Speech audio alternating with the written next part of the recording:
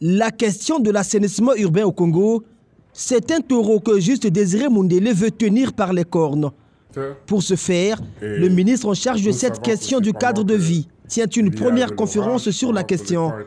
Un moment d'écoute des acteurs du secteur pour la définition d'une politique nationale sur l'assainissement. Donc lundi 3 février, nous organisons une conférence sur la problématique de l'assainissement en milieu urbain. Il s'agit simplement de rassembler toutes les parties prenantes, tous les acteurs. Vous savez, on a beaucoup d'ONG qui sont engagées, on a les populations elles-mêmes qui s'engagent et il y a véritablement un engouement. Il y a véritablement un engouement autour de cette conférence qui sera simplement un moment du parler vrai et finalement, ensemble, adopter une feuille de route. Mais une feuille de route qui va nous permettre tous de regarder vers la même voie, de regarder dans la même direction et de faire de l'assainissement l'affaire de tous. Les défis et les enjeux de l'assainissement urbain, ça doit être une question de tout le monde. Il s'agit aussi de mobiliser les chefs des quartiers, les chefs de bloc, les administrateurs maires. Pour nous, le gouvernement, ça sera un moment qui va nous permettre d'écouter, de recenser les approches, les stratégies. Il faut qu'on arrive véritablement à l'option zéro déchet. Faire de l'assainissement urbain une question nationale, Juste Désiré Mundélé pourrait commencer par faire respecter scrupuleusement la circulaire instituant une journée de salubrité publique au premier samedi du mois. C'est justement pour cette question que le ministre de l'Assainissement, du Développement local et de l'Entretien routier était sur le terrain ce samedi, avec pour objectif constater le comportement des commerçants et des tenanciers des boutiques à l'égard de cette circulaire. Mais il faut dire aux frères, pourquoi ils ferment et puis ils travaillent, ils nettoient pas devant la boutique. On va gérer informer toujours, sinon on a plus. Ouais, il faut leur dire parce que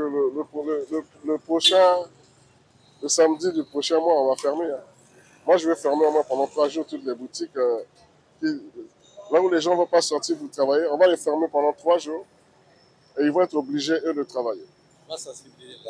Vous êtes d'accord? Ouais. Interpellation, mais aussi leçons à tirer sur le terrain. On retrouve les mêmes réflexes qui sont négatifs. Les tenanciers, les commerçants devant les artères ont tout simplement fermé les boutiques.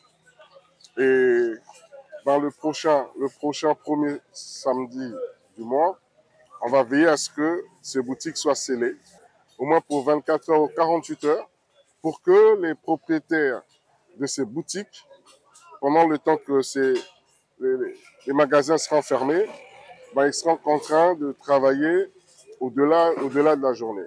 Le ministre a, au cours de cette descente, encouragé quelques Brazzavillois qu'il a trouvés en train de nettoyer les artères. C'est comme ici sur l'avenue de l'Union africaine, où Juste Désiré Mundélé a rencontré Bibiane Itoua, la mère d'un filou en pleine ronde de supervision. Le samedi du ministre, c'était aussi au Centre national de radio et de télévision.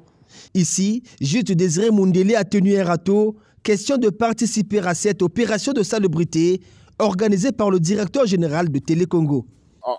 Je voudrais d'abord féliciter monsieur le directeur général de Télé Congo parce que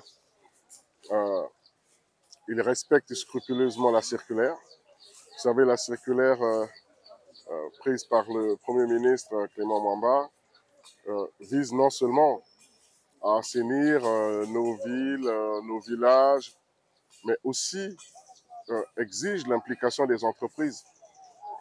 Il s'agit aussi d'assainir notre milieu professionnel, il s'agit aussi d'assainir nos marchés domaniaux. Complet de tenue bleue, bottes sur les pieds, casquette sur la tête, l'image est symbolique.